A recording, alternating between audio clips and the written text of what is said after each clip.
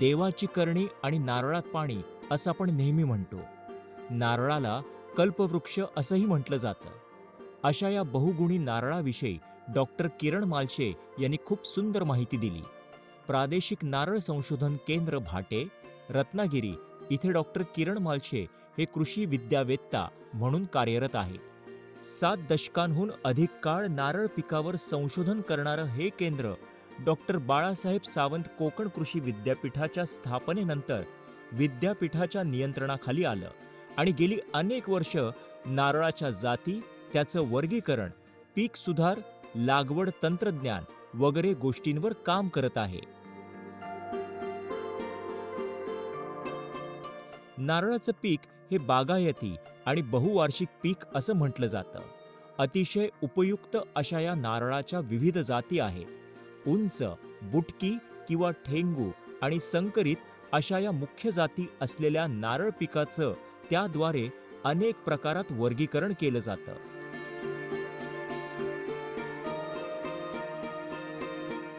प्रादेशिक नारळ संशोधन केंद्र भाटे, रत्नागिरी या संशोधन केंद्राची स्थापना 1 जुलै 1955 रोजी झाली आणि अविरत 71 वर्ष हे संशोधन केंद्र नारळ आणि मसाला पिकावरती संशोधन विस्ताराचं काम करत आहे. 1972 मध्ये डॉक्टर बाळासाहेब सावंत कोकण कृषी विद्यापीठाची स्थापना झाली आणि या संशोधन केंद्राचं नियंत्रण विद्यापीठामध्ये गेलं. या संशोधन केंद्रावरती नारळामध्ये पीक सुधार, पीक व्यवस्थापन आणि पीक संरक्षण या 3 घटकांवर ते काम करतं. पीक संरक्षण, पीक विकास आणि लागवड पद्धती असेल किंवा तंत्रज्ञान विकास असेल याच्याविषयी आपण काम करतो. आज आपण नारळाच्या वेगवेगळ्या जाती, त्याचे प्रकार, त्याचं वर्गीकरण याविषयी थोडक्यात माहिती घेऊया. नारळाच्या जातींमध्ये उंच जातीला जास्त महत्त्व आहे, कारण कणखरपणा आणि जास्त उत्पादन क्षमता या वैशिष्ट्यांमुळे बुटक्या किंवा ठेंगू जातींच्या पिकांपेक्षा व्यापारी दृष्टीने उंच जात ही अधिक फायदेशीर ठरते. आपल्या महाराष्ट्राचा विचार केला तर जवळजवळ 43,000 हेक्टर क्षेत्रावरती नारळ आहे. क्षेत्र विस्तार मोठ्या प्रमाणावरती होत आहे आणि नारळ हे बागायती बहुवार्षिक पीक आहे. आपल्याला माहिती आहे, लागवड केल्यानंतर एक 5-6-7 वर्षाने त्याचं उत्पन्न सुरू होतं. त्यामुळे लागवडीच्या वेळेलाच योग्य जातीची निवड, लागवडीचं योग्य तंत्रज्ञान, योग्य अंतरावरती लागवड ही काही जर आपण पथ्य पाळली तर यशस्वी आपण नारळाचं उत्पादक ठरू शकतो, बागायतदार होऊ शकतो. यासाठी आपण काही नारळ जातींची वैशिष्ट्य, त्यांची वर्गवारी किंवा त्याबद्दल सविस्तर माहिती आपल्याला घ्यायची आहे. शेतकरी मित्र, आपल्याला माहिती आहे की नारळ हे वर्षावलंबी पीक आहे आणि 80-100 वर्ष त्याचं आयुष्य असतं. काही जाती असतात कमी आयुष्याच्या असतात. पण हे सविस्तर बघायचं झालं तर त्या जातीची काही गुणधर्म आहेत, काय वैशिष्ट्य आहे, ही आपण समजून घेतली पाहिजेत. पहिली गोष्ट म्हणजे नारळाच्या जातीचं आपण जेव्हा वर्गीकरण करतो, त्या 3 प्रकारे आपण त्याच्यात वर्गीकरण करतो. पहिला प्रकार हा उंच जाती. उंच जाती म्हणजे काय? तर त्या उंच-उंच वाढत जातात. त्यांचं आयुष्यमान बघितलं तर 80 वर्षापेक्षाही जास्त आयुष्यमान असतं. ह्या जाती कणखर जाती असतात आणि त्याच्याबरोबरच काही आपण उदाहरणं घेतली तर बाणवली असेल, फिलिपाईन्स ऑर्डिनरी आहे, लक्षद्वीप ऑर्डिनरी ह्या काही जाती आहेत. ह्या जाती ह्या उंच वर्गामध्ये येतात. ह्या जाती तुलनेमध्ये उशिरा उत्पन्न द्यायला सुरुवात होतात. म्हणजे 7व्या-8व्या वर्षापासून त्याचं उत्पादन सुरू होतं. पण हे दीर्घकाळ उत्पन्न देत राहतात. कणखर जाती असल्यामुळे पटकन रोग, किडी यांना बळी पडत नाहीत. बदलतं वातावरण असेल त्याचाही फार परिणाम होत नाहीत आणि उत्पादनामध्ये विचार केला तर साधारण 90 पासून 200 पर्यंत उत्पादन देण्याची क्षमता ह्या जातींमध्ये असते. उंच आणि ठेंगू जातींबरोबरच संकरित जातींमध्ये उत्पादन क्षमता जास्त असते असं सांगत डॉक्टर मालशे यांनी विद्यापीठाने आणि केंद्राने विकसित केलेल्या जातींची माहिती सविस्तरपणे सांगितली. आता दुसरा वर्ग किंवा दुसरा गट बघितला तर हा पाठीमागे बघताय तो ठेंगू जातीचा आहे. याला आपण आता समोर आहे ते आपलं ग्रीन डॉर्फ ही जात आहे. तर ठेंगू जाती म्हणजे काय? तर त्यांची त्या माडांची वाढ ही नियंत्रित कमी स्वरूपामध्ये असते, बुटकी असते. आयुष्यमान बघितलं तर बाणवली किंवा इतर आपल्या ज्या उंच जाती आहेत त्याच्या तुलनेमध्ये ह्यांचं आयुष्यमान खूप कमी असतं. म्हणजे उत्पादन देण्याचं क्षम एक 25-30 वर्षापर्यंत त्यांचं आयुष्य असतं. ह्या जाती रोग किंवा किडीला पटकन बळी पडतात. विशेषतः काही कोंबकुजव्यासारखे रोग आहेत, काही भुंग्यांसारख्या किडी आहेत, यांना त्या पटकन बळी पडतात. अन्नद्रव्याची कमतरता आपल्या जमिनीमध्ये असेल, तरीसुद्धा त्याचा परिणाम यांच्या वाढीवरती, उत्पादनावरती होतो. आणि अशा काही जाती आपल्याला बघायच्या म्हटल्या तर ऑरेंज डॉर्फ आहे, ग्रीन डॉर्फ आहे, येलो डॉर्फ आहे. मग त्याच्यामध्ये सुद्धा वेगवेगळे प्रकार आहेत. Chowghat orange dwarf, Chowghat green dwarf, Malaysian green dwarf, Malaysian yellow dwarf असे काही त्याच्यामध्ये बुटक्या जाती आहेत. आणि बऱ्याच वेळा आपण ह्या बुटक्या जाती ह्या शहाळ्यासाठी चांगल्या असं म्हटलं जातं. पण आपण एकंदर बघितलं तर व्यापारी तत्त्वावरती अधिक उत्पादन घ्यायचं आहे, शाश्वत उत्पादन घ्यायचं आहे, दीर्घकाळ उत्पादन घ्यायचं आहे, तर आपल्याला थोडंसं उंच जातींचा विचार केला पाहिजे. नारळाचा आकार, त्याची उत्पादन क्षमता, खोबरं आणि तेलाचं प्रमाण या सगळ्यांचा विचार करून जातींची निवड केली जाते. त्याचबरोबर भौगोलिक परिस्थिती, सिंचन सुविधा वगैरे गोष्टींचा विचारही तितकाच महत्त्वाचा असतो.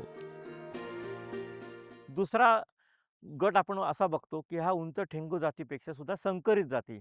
हा एक तिसरा त्याच्यामध्ये गट असतो. आता संकरित जाती म्हणजे काय? 2 वेगवेगळ्या जातींचं संकर करून तयार केलेली जात. मग त्याच्यामध्ये आपण उंच ठेंगू जातीचा संकर करू शकतो. ठेंगू किंवा उंच जातीचा संकर करू शकतो. ठेंगू आणि ठेंगू या जातींमध्ये संकर करू शकतो किंवा उंच आणि उंच जातींमध्ये संकर आपण करू शकतो. आज आपल्याकडे प्रचलित पद्धतीने किंवा पारंपरिक पद्धतीने टी-डी आणि डी-टी ह्या 2 जाती आपण संकरित जाती आपण ओळखल्या जातो. जो आपल्या भागामध्ये येणारा बाणवली किंवा वेस्ट कोस्ट टॉल ही जी जात आहे, त्याचा ऑरेंज डॉर्फ या जातीशी संकर करून आपण त्याला केरचंद्र अशी जी नाव दिलेलं आहे, ती जात आपण टी-डी म्हणून किंवा संकर जाती म्हणून आपण प्रसारित केली आहे, लागवडीसाठी शिफारस केली आहे. या जातींचे वैशिष्ट्य म्हणजे काय? इतर ज्या आपल्या पारंपरिक जाती आहेत, त्या जातींपेक्षाही सुद्धा ह्या उत्पादन देण्याची क्षमता ह्या संकरित जातींमध्ये जास्त असते. ही जाती तुलनेमध्ये उंच जातींच्या पेक्षा सुद्धा वर्ष दीड वर्ष अगोदर फलधारणेस तयार होतात. दुसरा प्रकार म्हणजे डी-टी म्हणजे ऑरेंज डॉर्फ आणि उंच जातीतलं बाणवली याचं संकर करून केलेली जी चंद्रसंकरा ही एक जात आहे. आज आमच्या विद्यापीठाने किंवा दापोली कृषी विद्यापीठाने जी विकसित केली कोकण भाटे कोकोनट हायब्रिड 1 ही सुद्धा या डी-टी वर्गातली जात आहे, की याच्यामध्ये जी-बी-जी-डी आणि ई-सी-टी या 2 जातीचा संकर करून ही डी-टी वर्गातली ही जात विकसित केली आहे. नारळाच्या जाती, त्यांची निवड वगैरे गोष्टींची माहिती देत असताना आपल्याकडे कोणत्या जातींची शिफारस केली जाते याविषयी डॉक्टर मालशे म्हणाले. आता मी मगाशी म्हटलं तसं काही जाती असतात त्याच्यामध्ये अ, दीर्घकाळ आयुष्यमान असतं. काही जाती असतात ते लवकर फलधारणेला येतात. अशा असंख्य त्याच्यामध्ये गुणधर्म असतात. पण विशेषतः आपण विचार करताना त्या नारळाचा आकार किती आहे, उत्पादन देण्याची क्षमता किती आहे, त्याच्यावरती येणाऱ्या पेंडी किती आहेत, त्या पेंडीवरती होणारा फलधारणा किती आहे, त्या नारळामध्ये असणाऱ्या खोबऱ्याचं प्रमाण किती आहे, खोबऱ्याबरोबर त्या खोबऱ्यामध्ये असणाऱ्या तेलाचं प्रमाण किती आहे, ह्या बऱ्याचशा गोष्टींचा आपल्याला जातींमध्ये विचार करावा लागतो. आणि याचं काही आपण उदाहरण घ्यायची झाली तर लक्षद्वीप ऑर्डिनरी ही जात आहे, की याच्यामध्ये तेलाचं प्रमाण हे खूप आहे. साधारणपणे नारळाच्या फळामध्ये किंवा खोबऱ्यामध्ये एक 63 ते 68% पर्यंत सरासरी तेलाचं प्रमाण राहतं. पण या लक्षद्वीप ऑर्डिनरी किंवा चंद्रकल्प ही जात आपण म्हणतो, त्याच्यामध्ये जवळपास 72% हे तेलाचं प्रमाण असतं. फिलिपाईन्स ऑर्डिनरीमध्ये 68% तेलाचं प्रमाण असतं. म्हणजे सरासरी अनेक गोष्टींचा विचार केला तर आपल्याला कुठल्या-कुठल्या जातीमध्ये कुठले-कुठले गुणधर्म आहेत हे समजून जातात आणि त्या दृष्टीने आपण कुठल्या जातीची लागवड करायची, कुठली जात त्याच्यासाठी निवड करायची, याचा आपण विचार करू शकतो. समजा आपल्यासाठी तेलाला खूप मोठी मागणी आहे किंवा प्रक्रिया उद्योगाला खूप मोठी मागणी आहे, त्यानुसार आपण जातीची निवड करू शकतो. ज्या ठिकाणी शहाळ्यासाठी अ, मागणी आहे किंवा नजीकची शहरं खूप मोठी आहेत, त्या ठिकाणी आपल्याला ऑरेंजडॉर्फसारखे काही जाती आहेत, ह्या शहाळ्यासाठी आपण लागवड करू शकतो. पण एकंदर आपली जमीन, आपली आपली भौगोलिक परिस्थिती, सिंचन सुविधा आणि या सगळ्या गोष्टीचा विचार करून आपण त्या नारळाच्या जातीची ही निवड केली पाहिजे. आता कुठल्या-कुठल्या जाती कुठल्या वर्गात येतात, काय त्याचे गुणधर्म आहेत, हेही आपण थोडक्यात बघूया.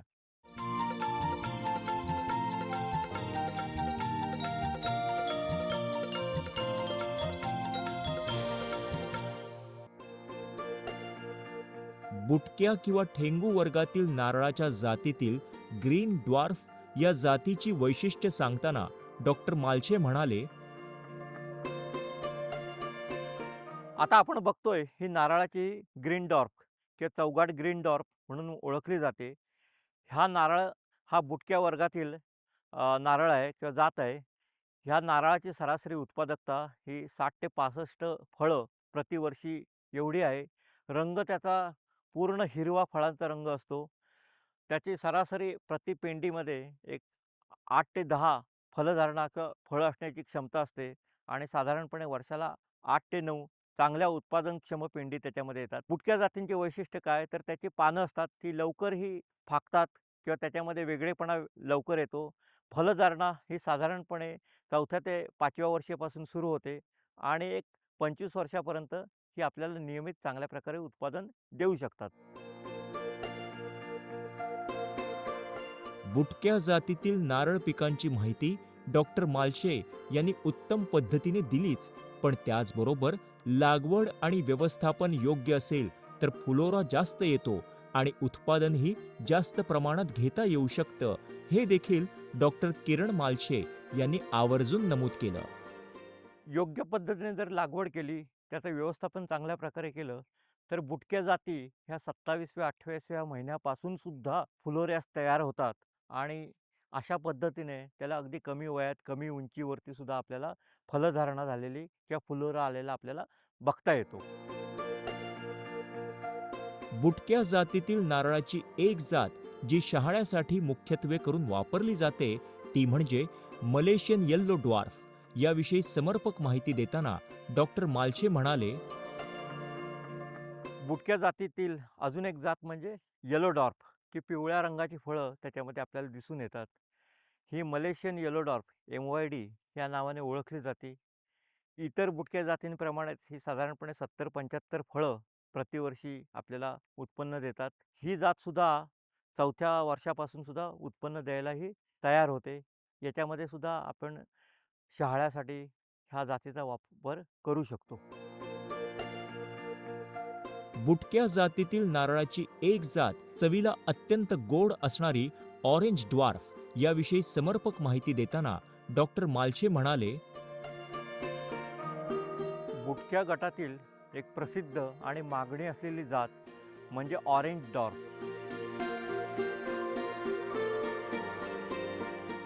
या प्रकारच्या नारळ जातीची फळं ही नारिंगी रंगाची असतात. विशेषतः बऱ्याच भागामध्ये आंध्र प्रदेश, केरळ, तामिळनाडू, कर्नाटक, महाराष्ट्र या भागामध्ये शहाळ्यासाठी ओळखली जाणारी किंवा शहाळ्यासाठी शिफारस केलेली जात ही ऑरेंज डॉर्फ ही जात आहे.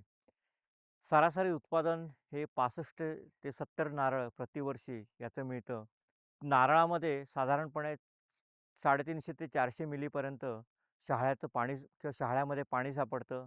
खोबऱ्यामध्ये तेलाचं प्रमाण हे 65% पर्यंत राहतं आणि मागणी असलेली आणि चवीला चांगल्या प्रकारचं किंवा गोडपणा जास्त असलेली ही शहाळ्यासाठी प्रसिद्ध जात ही ऑरेंज डॉर्फ ही आहे.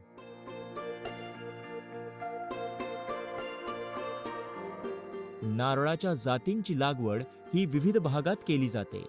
पूर्व किनारपट्टीवर लागवड केली जाणारी बुटक्या वर्गातील नारळाची एक जात म्हणजे GPGD.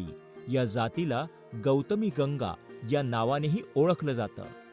पपईचा आकार असणारी फळं देणारी ही जात लागवडीसाठी तर योग्य आहेच आणि तितकीच अर्थात खाण्यासाठीही सुंदरच. नारळाच्या बुटक्या वर्गातील अजून एक जात जिबीजिडी किंवा त्याला गौतमी गंगा या नावाने ओळखली जाते. भारताच्या पूर्व किनारपट्टीमध्ये ही जात प्रामुख्याने लागवड केली जाते आणि या जातीची सुद्धा लागवड आपल्या भागामध्ये कोकणात तसेच महाराष्ट्रात करायची शिफारसही करण्यात आली आहे. या जातीच्या फळांचा विचार केला तर थोडेसे पपईच्या आकारासारखी फळं आपल्याला दिसून येतात. इतर बुटक्या जातींच्या तुलनेमध्ये ह्याच्यामध्ये उत्पादनामध्ये सातत्य आपल्याला दिसून येतं आणि साधारणपणे दरवर्षी 96 फळं प्रतिवर्षी आपल्याला त्याच्यामध्ये उत्पादन मिळतं. 150 ते पावणे 200 ग्रॅमपर्यंत फळामध्ये खोबऱ्याचं प्रमाण दिसून येतं आणि लागवडीस योग्य, खाण्यास योग्य किंवा शहाळ्यासाठी योग्य अशी ही जात बुटक्या वर्गातील आपण आपल्या भागामध्ये ही लागवड करू शकतो.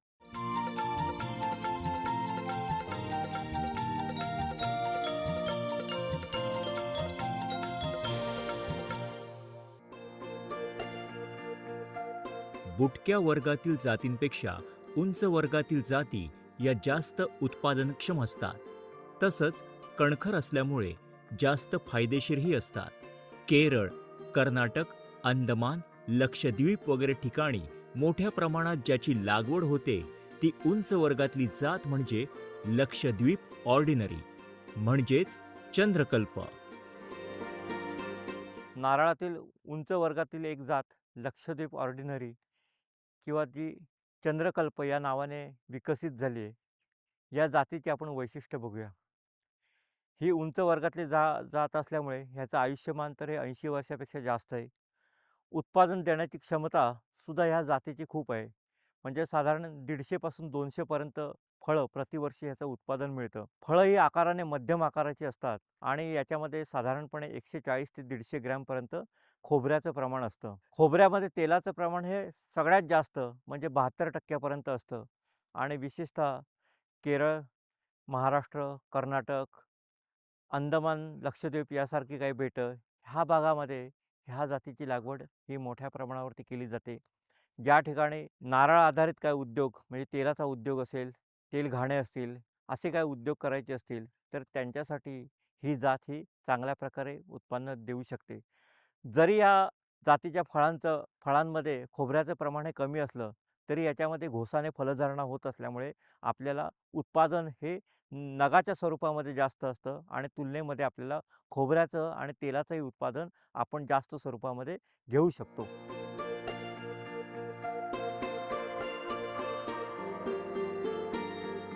तेलाचा व्यापार करण्यासाठी या जातीचा वापर केला जातो. अशा या जातीची सविस्तर माहिती देत डॉक्टर मालशे यांनी उंच वर्गातल्या दुसऱ्या जातींविषयी म्हणजे फिलिपाईन्स ऑर्डिनरी याविषयी देखील खूप सुंदर आणि सुस्पष्ट माहिती दिली. उंच वर्गातली अजून एक आपण जात बघूया. फिलिपाईन्स ऑर्डिनरी किंवा केराचंद्र या नावाने विकसित केलेली जात. या जातीची फळं ही आकाराने मोठी असतात. साधारणपणे 100 ते 105 फळं प्रतिवर्षी उत्पन्न देतात आणि ही जातसुद्धा आपल्या महाराष्ट्रामध्ये किंवा कोकणामध्ये लागवडीसाठी शिफारस केली आहे. आता या जातीचे वैशिष्ट्य बघायचे झाले तर उंच जात असल्यामुळे 7व्या-8व्या वर्षापासून ही फलं धरण्याला तयार होतात. या प्रकारच्या नारळामध्ये साधारणपणे 250 ग्रॅमपर्यंत आपल्याला खोबरं मिळतं. खोबऱ्यामधील तेलाचं प्रमाण हे 68% आहे आणि या जातीच्या नारळाचा आकार मोठा असल्यामुळे जर याचं आपण शहाळं काढलं तरी 550 ते 650 मिलीपर्यंत ह्या जातीच्या नारळामध्ये पाणी आपल्याला दिसून येतं. ही जातसुद्धा उत्पादनामध्ये जर विचार केला तर नगाच्या स्वरूपामध्ये कमी उत्पादन देत असली तरी याच्यामध्ये असणाऱ्या खोबऱ्याचं प्रमाण हे जास्त असल्यामुळे, आकाराने मोठं असल्यामुळे आपण सुद्धा ह्या जातीच्या फळांची लागवड किंवा ह्या जातीची लागवड करू शकतो.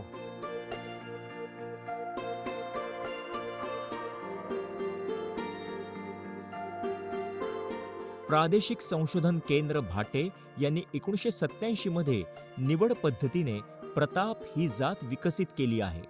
उंच वर्गातील या जातीमध्ये फळं तर अगदी भरघोस येतातच, परंतु त्याचबरोबर तेलाचं प्रमाणही तितकंच अधिक असतं. कोकण आणि पश्चिम महाराष्ट्रात जास्त प्रमाणात उत्पादन घेतल्या जाणाऱ्या या जातींविषयी डॉक्टर मालशे म्हणाले, प्रादेशिक नारळ संशोधन केंद्र भाटे या संशोधन केंद्रावरती 1987 साली निवड पद्धतीने प्रताप ही जात विकसित केली आहे. बाणवली किंवा WCT या वर्गातली एक निवड पद्धतीने आकाराने गोल, पेंडीमध्ये जास्त नारळाची संख्या असलेली आणि अधिक उत्पादन देणारी ही प्रताप ही जात विकसित केली आहे. साधारणपणे 150 पर्यंत ह्या फळांचं उत्पादन मिळतं. उंच वर्गातील जात असल्यामुळे एक 7व्या वर्षापासून याच्यामध्ये आपल्याला फलधारणा सुरू होते. या फळांचा आकार हा गोल असतो, घोसामध्ये लागतात आणि विशेष म्हणजे तेलाचंही प्रमाण ह्या जातीमध्ये 68% पर्यंत आढळून येतं आणि ही जातसुद्धा आपल्याकडे कोकण असेल, पश्चिम महाराष्ट्र ह्या भागातही चांगल्या प्रकारे उत्पादन देते. फळं ही घोसाने लागत आहेत.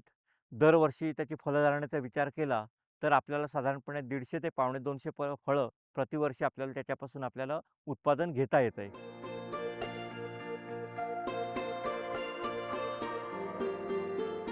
कोणत्याही जातीची निवड करत असताना बदलतं वातावरण, पाण्याची उपलब्धता वगैरे गोष्टींचा विचार करून उपयुक्त जातीची निवड करावी लागते.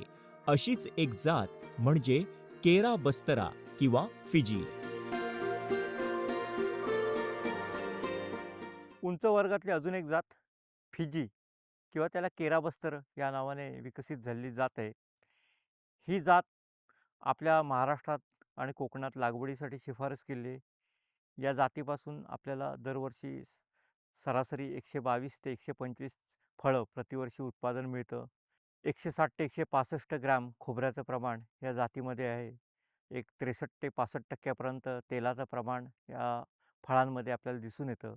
आणि आपण जर विचार केला तर बदलतं वातावरण किंवा एकंदर परिस्थितीचा विचार केला, पाण्याची उपलब्धता ह्याचाही विचार केला, तरीसुद्धा आपल्याला वरकस जमिनीमध्ये किंवा कमी पावसाच्या प्रदेशामध्ये लागवड करायला योग्य अशी ही जातीचा पर्याय आज आपल्याकडे उपलब्ध आहे. आजच्या भागात आपण नारळाच्या बुटक्या आणि उंच जातींची ओळख करून घेतली. पुढील भागात नारळाच्या उर्वरित जातींची ओळख करून घेणार आहोत.